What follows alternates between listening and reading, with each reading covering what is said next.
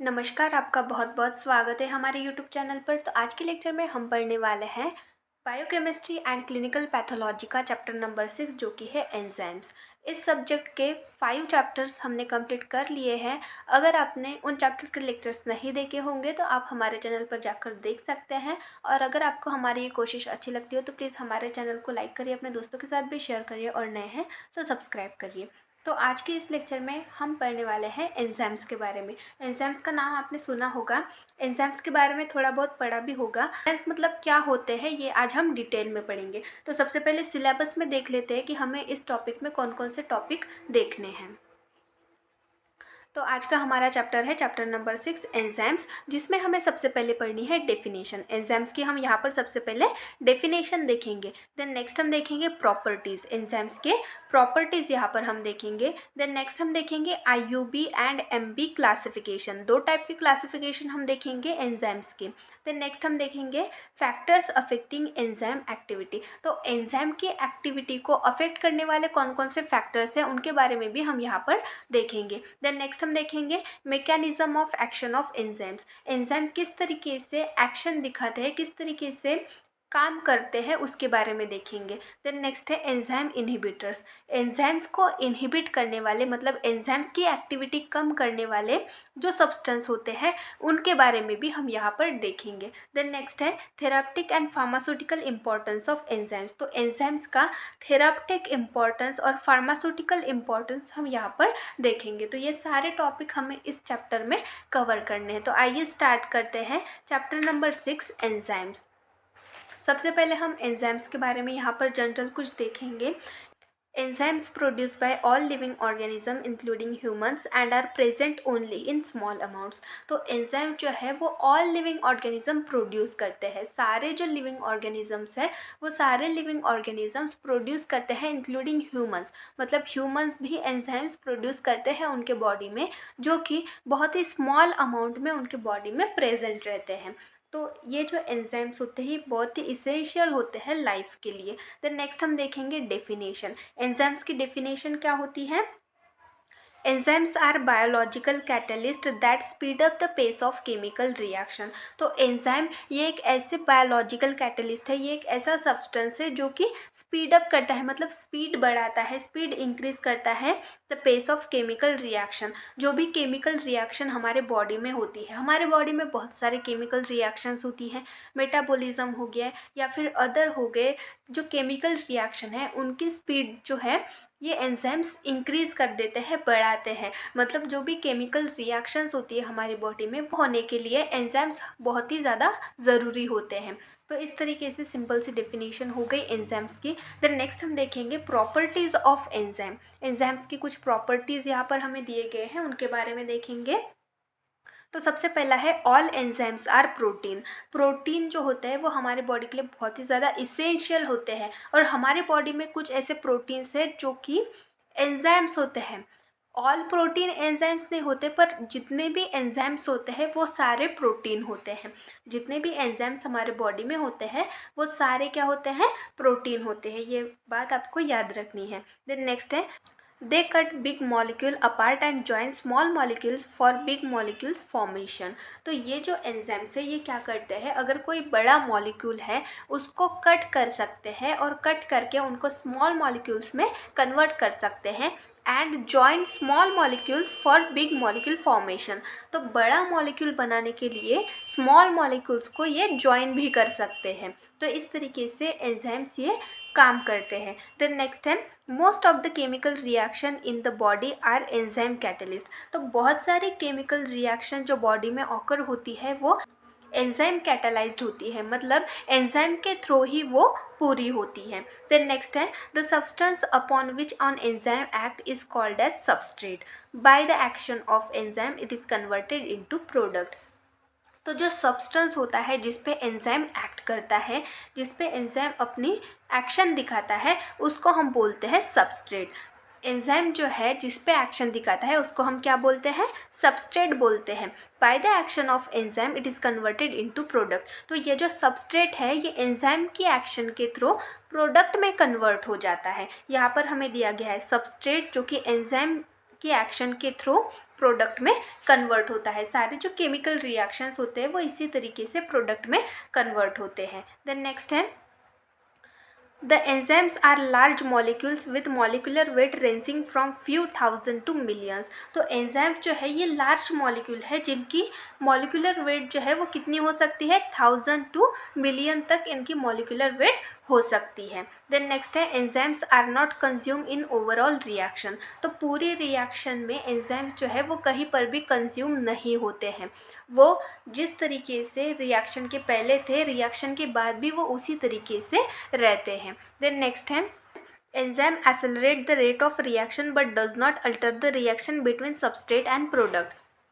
तो ये जो एंजाइम है ये एक्सेलरेट कर सकते हैं, accelerate the rate of reaction, जो भी रिएक्शन है उसकी स्पीड, एक्सेलरेट मतलब उसकी स्पीड इंक्रीज तो कर सकते हैं, इंक्रीज वो कर सकते हैं, but does not alter the reaction between substrate and product.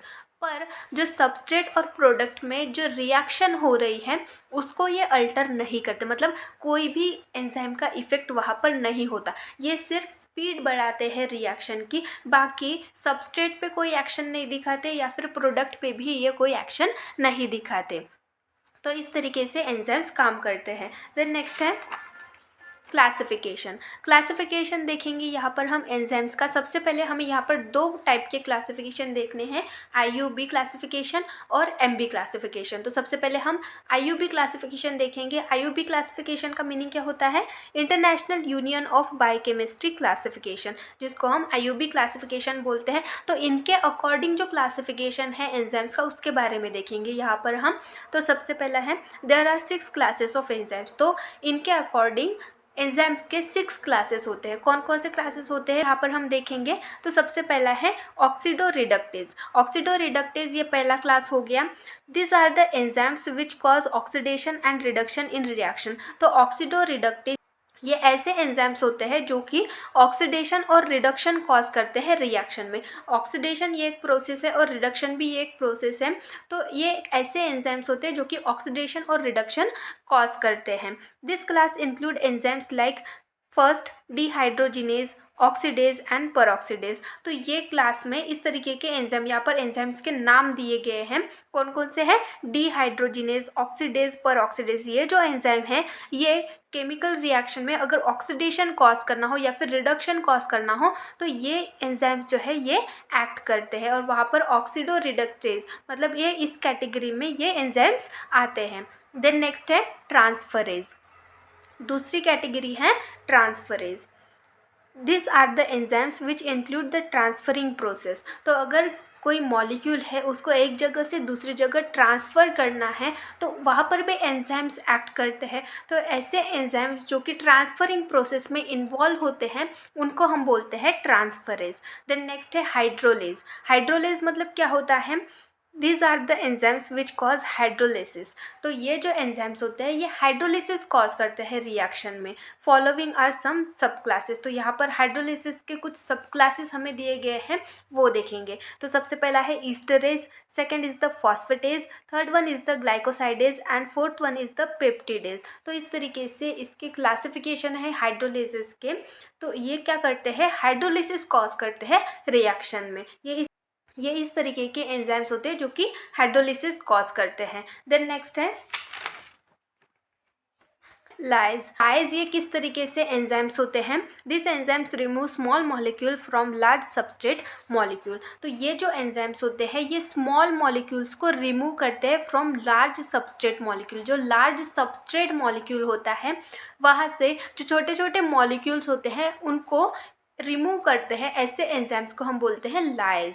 तो दिस रिएक्शन आर रिवर्सिबल। तो ये जो रिएक्शन होती है ये रिवर्सिबल होती है, मतलब ये रिवर्स हो सकती है। जो स्मॉल मॉलिक्यूल्स रिमूव हुए हैं वो फिर से सबस्ट्रेट से अटैच हो सकते हैं। देन नेक्स्ट है फॉलोइंग आर सम सब क्लासेस। तो इसके भी कुछ सब क्लासेस यहाँ पर हमें दिए गए हैं, उनके बारे में देखेंगे। सबसे पहला है अल्डोज, देन नेक्स्ट है डी कार्बोक्साइलेज, देन नेक्स्ट है डीहाइड्रेटेज। तो इस तरीके से इसके कुछ सब क्लासेस हैं।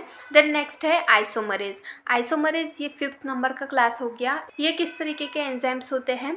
This enzymes cause isomerization, that is the inter conversion of optical isomer. तो ये जो एंजाइम्स होते हैं ये आइसोमराइजेशन कॉज करते हैं। आइसोमराइजेशन मतलब क्या होता है, इंटर कन्वर्जन होता है। जो ऑप्टिकल आइसोमर्स होते हैं उनका इंटर कन्वर्जन होता है, उसको हम बोलते हैं आइसोमराइजेशन। तो ऐसे आइसोमराइजेशन कॉज करने वाले भी कुछ एंजाइम्स होते हैं, उनको हम आइसोमरेज बोलते हैं।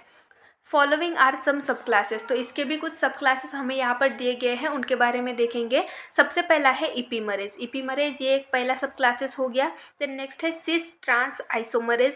देन नेक्स्ट है इंट्रामोलिकुलर ऑक्सीडो रिडक्टेज, और last one is the intramolecular transferase. इस तरीके से आइसोमरेजेस के सब क्लासेस यहाँ पर हमें दिए गए हैं। देन नेक्स्ट है लाइगेज। लाइगेज ये किस तरीके के एंजाइम्स होते हैं वो देखेंगे। This enzymes cause joining of two molecule with the breakdown of pyrophosphate bond in ATP. तो ये ऐसे एंजाइम्स होते हैं जो कि दो मॉलिक्यूल्स को जॉइन करते हैं, दो मॉलिक्यूल्स को जॉइन करते हैं with the breakdown of pyrophosphate bond in ATP.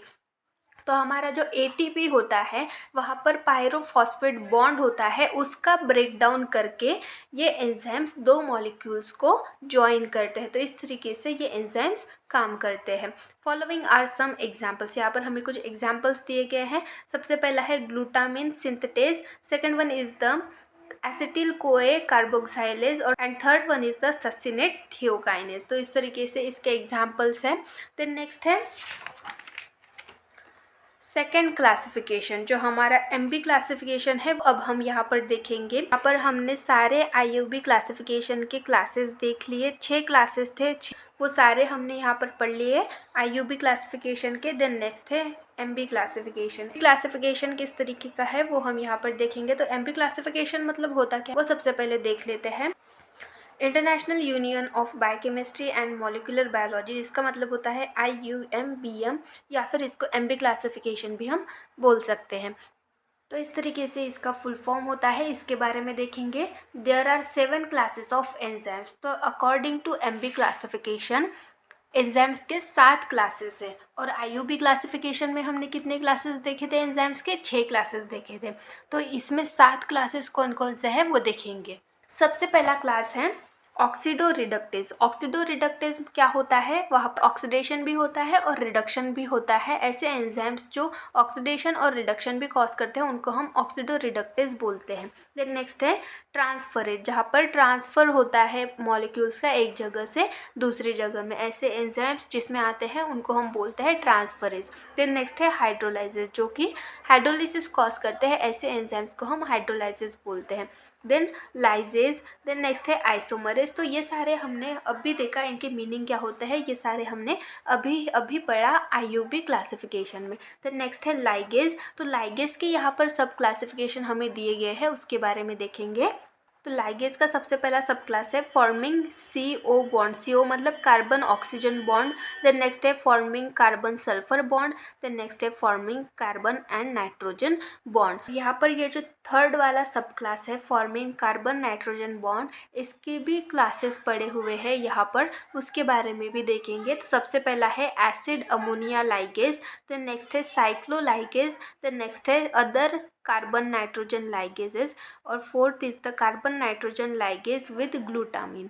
तो इस तरीके से लाइगेज के सब क्लासेस है। Then next last one is the translocase. Translocase ये एक न्यू है जो कि आईयूबी क्लासिफिकेशन में नहीं है, एमबी क्लासिफिकेशन में हमें यहाँ पर दिया गया है। कौन सा, ट्रांसलोकेज। तो इस तरीके से 7 टाइप्स होते हैं, 7 क्लासेस होते हैं एंजाइम्स के अकॉर्डिंग टू एमबी क्लासिफिकेशन।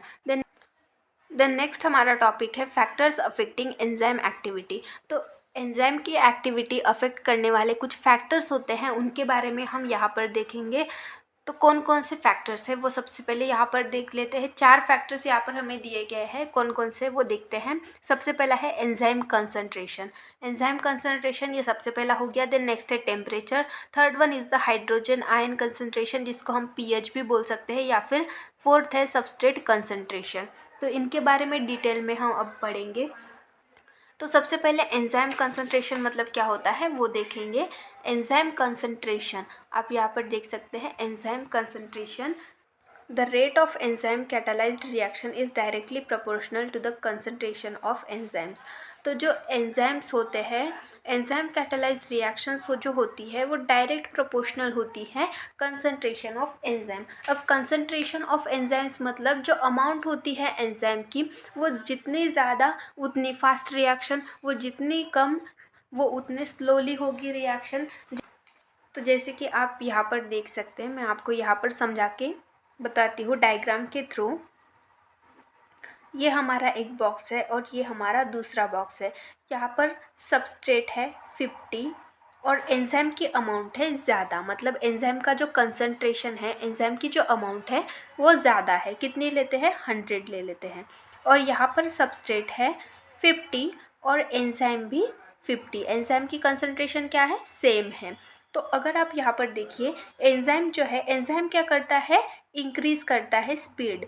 जो रिएक्शन है उसकी स्पीड जो है वो इंक्रीज़ करता है। तो यहाँ पर जितने ज़्यादा एंजाइम्स होंगे उतनी ज़्यादा स्पीड इंक्रीज़ होगी, क्योंकि ये जो सबस्ट्रेट है ये कितने हैं? 50 और एंजाइम्स यहाँ पर ज़्यादा है। तो एंजाइम्स जो है वो जल्दी जल्दी से बाइंड होंगे सबस्ट्रेट को और वो जल्दी से रिएक्शन कंप्लीट कर लेंगे, उतनी ही तेज़ी से रिएक्शन कंप्लीट हो जाएगी। पर अगर सबस्ट्रेट भी 50 है, एंजाइम्स भी 50 है, तो ये इक्वल है, पर जो स्पीड होगी केमिकल रिएक्शन की वो नॉर्मल होगी। कैसी होगी? नॉर्मल होगी। और यहाँ पर होगी फास्ट, क्योंकि यहाँ पर एंजाइम्स जो है वो ज़्यादा है और यहाँ पर एंजाइम्स जो है वो सेम है। अगर वही यहाँ पर आप देखिए, ये हमारा थर्ड बॉक्स है, इसमें सबस्ट्रेट हो गए 50 और एंजाइम हो गए 20। तो यहाँ पर जो केमिकल रिएक्शन है वो बहुत ही ज़्यादा कम स्पीड से होगी, कम स्पीड से होगी। यहाँ पर रिएक्शन बहुत ही ज़्यादा लो होगी। तो इस तरीके से जो एंजाइम है वो अफेक्ट करते हैं रेट ऑफ रिएक्शन को। जितना ज़्यादा एंजाइम हमारे रिएक्शन में प्रेजेंट होगा, हमारी जो रिएक्शन है वो उतनी ज़्यादा फास्ट होगी। तो इसी तरीके से अगर एंजाइम कंसंट्रेशन जो है वो जितना ज़्यादा होगा, एंजाइम का अमाउंट जितना ज़्यादा होगा, उतनी फास्ट हमारी रिएक्शन होगी। तो इसी तरीके से यहाँ पर हमें बताया गया है कि जो रेट होता है एंजाइम कैटालाइज रिएक्शन का, वो डायरेक्टली प्रोपोर्शनल होता है एंजाइम के कंसंट्रेशन के थ्रू। यहाँ पर हमें ग्राफ दिया गया है, जैसे ये एंजाइम की वेलोसिटी इधर बढ़ती जा रही है और एंजाइम का कंसंट्रेशन, तो यहाँ पर स्ट्रेट प्लॉट आएगा, क्योंकि ये इधर से बढ़ती जा रही है। जैसे जैसे ये बढ़ता जाएगा, ये भी एंजाइम की वेलोसिटी भी इंक्रीज़ हो रही है और कंसंट्रेशन भी इंक्रीज़ हो रहा है। मतलब जितना ज़्यादा कंसंट्रेशन उतनी ज़्यादा वेलोसिटी आएगी। तो इस तरीके से एंजाइम कंसंट्रेशन अफेक्ट करता है रेट ऑफ रिएक्शन को। देन नेक्स्ट है टेम्परेचर। टेम्परेचर किस तरीके से एंजाइम की एक्टिविटी को अफेक्ट करता है वो हम यहाँ पर देखेंगे। Enzyme activity increase with temperature initially. तो एंजाइम की जो एक्टिविटी होती है वो इंक्रीज़ होती है टेम्परेचर के साथ।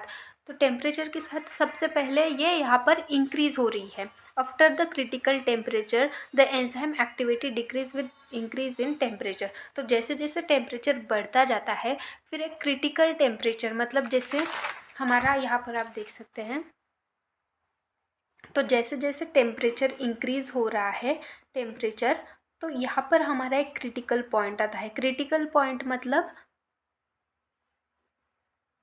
क्रिटिकल पॉइंट आता है। तो क्रिटिकल पॉइंट मतलब जो हमारा एंजाइम है उसका एक पॉइंट होता है, एक पॉइंट होता है, एक लिमिट होती है, उसी लिमिट तक वो एक्टिव रह सकता है। जैसे बहुत ही ज़्यादा अगर उसको टेम्परेचर मिल जाए, बहुत ही ज़्यादा हाई टेम्परेचर पे एंजाइम हो, तो उसकी एक्टिविटी डिक्रीज़ हो जाती है। जैसे एंजाइम है जो 37 डिग्री सेल्सियस तक ही एक्टिव रहते हैं, उसके बाद वो इनएक्टिव हो जाते हैं। जैसे जैसे टेम्परेचर 38 डिग्री सेल्सियस है, तो इस कंडीशन में जो एंजाइम है वो इनएक्टिव रहेगा, पर 37 डिग्री सेल्सियस में एंजाइम जो है वो एक्टिव रहेगा। तो इस तरीके से जब टेम्परेचर बढ़ता जाता है, तो जब एक क्रिटिकल पॉइंट आता है, क्रिटिकल पॉइंट तक ही जो एंजाइम है वो एक्टिव रहता है, उसके बाद इनएक्टिव हो जाता है। इसीलिए जब तक क्रिटिकल पॉइंट नहीं आता तब तक जो एक्टिविटी है एंजाइम की वो बढ़ती रहती है और उसके बाद वो डिक्रीज़ हो जाती है। कैसे टेम्परेचर एंजाइम एक्टिविटी को अफेक्ट करता है। For most of the enzymes, the optimum temperature is 37 degree Celsius which is the normal body temperature of human body. तो जैसे कि मैंने अभी बताया, मोस्ट ऑफ द एंजाइम्स के लिए जो ऑप्टिमम टेम्परेचर, जो क्रिटिकल टेम्परेचर होता है वो 37 डिग्री सेल्सियस होता है, जो कि नॉर्मल बॉडी टेम्परेचर होता है ह्यूमन बॉडी का। तो 37 डिग्री सेल्सियस तक मोस्ट ऑफ द एंजाइम्स जो है वो एक्टिव रहते हैं, उसके बाद वो इनएक्टिव हो जाते हैं, जिसकी वजह से जो एंजाइम की एक्टिविटी है वो कम हो जाती है। और एंजाइम की एक्टिविटी कम होने के बाद जो स्पीड है रिएक्शन की वो भी कम हो जाएगी। तो इसका अगर हम ग्राफ देखें तो इसका ग्राफ किस तरीके से होगा, इस तरीके से, ये एंजाइम वेलोसिटी और टेम्परेचर। तो जैसे जैसे टेम्परेचर बढ़ रहा है वैसे वैसे वेलोसिटी बढ़ रही है। फिर एक टेम्परेचर, जैसे यहाँ पर 37 डिग्री सेल्सियस आ गया, तो जैसे यहाँ पर 37 डिग्री सेल्सियस आ गया तो यहाँ तक ये एक्टिव रहेगा। ये हो गया इसका ऑप्टिमम टेम्परेचर। तो ऑप्टिमम टेम्परेचर मतलब क्रिटिकल टेम्परेचर हम जिसको बोल सकते हैं। फिर यहाँ तक ये एक्टिव रहेगा, फिर इनएक्टिवेट हो जाएगा, जिसकी वजह से इसकी एक्टिविटी कम होती जाएगी, कम होती जाएगी, और इस तरीके से इसका ग्राफ बनेगा। तो ये हो गया टेम्परेचर, इस तरीके से ये एंजाइम एक्टिविटी को अफेक्ट करता है। देन नेक्स्ट है hydrogen ion concentration. Hydrogen ion concentration मतलब पीएच हम जिसको बोल सकते हैं। तो ये किस तरीके से एंजाइम एक्टिविटी को अफेक्ट करते हैं वो देखेंगे। Most of the enzymes are not maximally active through the pH scale of 1 to 14. तो most of the enzymes ऐसे होते हैं जो कि pH स्केल के थ्रू एक्टिव नहीं रहते, जो कि 1 to 14 तक होती है। pH स्केल कितनी होती है, 1 to 14 तक ही होती है। तो मोस्ट ऑफ द एंजाइम्स ये pH के थ्रू एक्टिव नहीं रहते हैं। सेवरल एंजाइम्स है optimal activity between pH 5 to 9। तो बहुत सारे एंजाइम्स होते हैं जिनकी ऑप्टिमम एक्टिविटी जो होती है, ऑप्टिमल एक्टिविटी होती है pH के अकॉर्डिंग एक्टिव रहने की, वो 5 to 9 होती है। मतलब 5 pH से 9 pH तक वो एक्टिव रह सकते हैं। अगर इसका हम ग्राफ देखें तो इसका भी ग्राफ सेम टेम्परेचर के टाइप ही आएगा। टेम्परेचर का ग्राफ जिस तरीके से था उसी तरीके से आएगा, ये एंजाइम वेलोसिटी और ये pH। तो एक सर्टन कंडीशन मतलब सर्टन वैल्यू तक ही ये एक्टिव रहेगा, उसके बाद इनएक्टिव हो जाएगा। तो इस तरीके से इसका ग्राफ आएगा। तो नेक्स्ट हम देखेंगे optimum pH of some enzymes. तो कुछ एंजाइम्स यहाँ पर हमें दिए गए हैं जो कि ऑप्टिमम पीएच उनका यहाँ पर हमें दिया गया है, मतलब कौन से पीएच तक वो एक्टिव रह सकते हैं। जैसे ट्रिप्सिन हो गया, ये 7.6 इस पीएच तक ही एक्टिव रह सकता है, उसके बाद ये इनएक्टिवेट हो जाएगा। फिर नेक्स्ट है पेप्सिन। पेप्सिन 2 to 2.5 इस पीएच तक एक्टिव रह सकता है, ये इसका ऑप्टिमम पीएच हो गया। देन नेक्स्ट है एसिड फॉस्फेट, इसका ऑप्टिमम पीएच है 5। देन नेक्स्ट है अल्कलाइन फॉस्फेट, इसका ऑप्टिमम पीएच है 9 to 10। तो इस तरीके से इनके ऑप्टिमम पीएच हो गए। देन नेक्स्ट है सबस्ट्रेट कंसंट्रेशन, हमारा फोर्थ टाइप है सबस्ट्रेट कंसंट्रेशन। तो सबस्ट्रेट कंसंट्रेशन किस तरीके से एंजाइम एक्टिविटी को अफेक्ट करता है वो हम यहाँ पर देखेंगे। If the concentration of the substrate is increased, the initial velocity increase at the beginning। तो अगर कंसंट्रेशन सबस्ट्रेट का बढ़ गया, सबस्ट्रेट क्या है, ये एक ऐसा सब्सटेंस है जो कि एंजाइम से बाइंड होके फिर प्रोडक्ट फॉर्म करता है। तो सबस्ट्रेट का कंसंट्रेशन अगर बढ़ गया तो जो इनिशियल वेलोसिटी होगी, जो सबसे पहले वेलोसिटी होगी वो इंक्रीज होगी। बिगनिंग में जो वेलोसिटी होगी रिएक्शन की वो इंक्रीज होगी। When the reaction velocity reaches to maximum, all active site of the enzymes are occupied and further additional When the reaction velocity reaches to maximum, all active site of the enzyme are occupied and further addition of substrate molecule does not increase the reaction velocity। तो यहाँ पर क्या बोल रहा है, जब reaction velocity उसके maximum तक रीच हो जाएगी, पहुँच जाएगी, तो जब all active site of enzyme, जितने भी एक्टिव साइट है एंजाइम के वो सारे ऑक्यूपाइड हो जाएंगे, बाइंड हो जाएंगे। तो फर्दर अगर हम वहाँ पर सबस्ट्रेट ऐड करेंगे तो उससे रिएक्शन वेलोसिटी इंक्रीज नहीं होगी। तो यहाँ पर आप देखिए, ये हमारा एक बॉक्स है, यहाँ पर सबस्ट्रेट है 50 और एंजाइम्स भी है 50, ठीक है।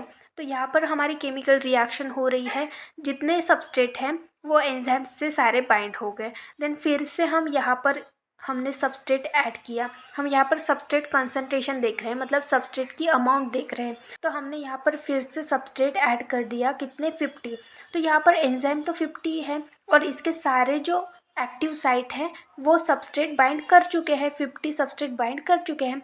फिर से अगर हम 50 सबस्ट्रेट यहाँ पर ऐड करेंगे तो रिएक्शन इंक्रीज होगी क्या? नहीं होगी, क्योंकि यहाँ पर एंजाइम की एक भी एक्टिव साइट अवेलेबल नहीं होती है। तो इसीलिए स्टार्टिंग में तो इसकी जो एक्टिविटी है वो बहुत ही ज़्यादा इंक्रीज़ होगी, पर फिर हम कितना भी सबस्ट्रेट इसमें ऐड करेंगे, 50, 100 कितना भी ऐड करेंगे, रिएक्शन की वेलोसिटी नहीं बढ़ेगी, क्योंकि एंजाइम के जितने भी एक्टिव साइट हैं वो ऑलरेडी सबस्ट्रेट ने सारी बाइंड कर ली है। अब हम कितना भी सबस्ट्रेट वहाँ पर ऐड करेंगे, वहाँ पर कोई वेलोसिटी इंक्रीज नहीं होगी। The relation between rate of an enzymatic reaction of substrate is, तो यहाँ पर हमें रिलेशन दिया गया है एंजाइमेटिक रिएक्शन और सबस्ट्रेट के बीच में।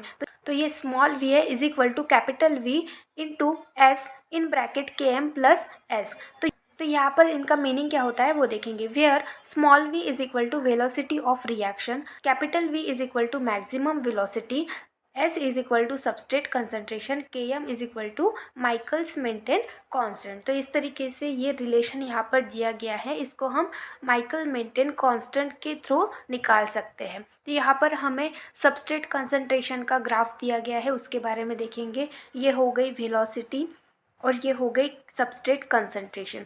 तो जैसे कि हमने अभी देखा, तो यहाँ पर सबसे पहले जो वेलोसिटी है वो इंक्रीज़ होती जाएगी। हमारे पास 50 सबस्ट्रेट है और 50 एंजाइम्स है, तो जो भी उनके बीच में केमिकल रिएक्शन होगी उनकी स्पीड बढ़ती जाएगी, इंक्रीज़ होती जाएगी। फिर एक पॉइंट आएगा, 50 सबस्ट्रेट जो है वो पूरे 50 एंजाइम्स के साथ उनकी एक्टिव साइट के साथ बाइंड हो गए, फिर वहाँ पर एक भी एंजाइम नहीं बचा है।